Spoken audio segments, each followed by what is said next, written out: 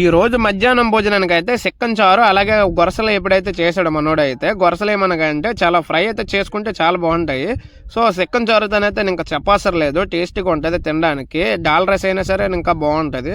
So ఈరోజు అయితే మనం మధ్యాహ్నం సమయంలో ఫ్రై ముందుగా తీసుకొని మనమైతే ఎప్పటిలాగా భోంచేయడానికి అయితే వచ్చేసాం. సో భోజనం చేసే సమయం అనమాట. మనోళ్ళైతే తింటారు తీరిగ్గా కూర్చొని.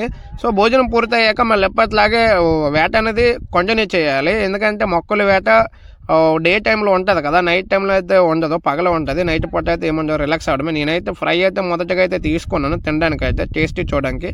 సో మనం ముఖ్యంగా మనం ఇష్టపడే సముద్రంలోని చేప ఐటమ్ అంటే ఫ్రై అయితే ఇష్టపడతాం.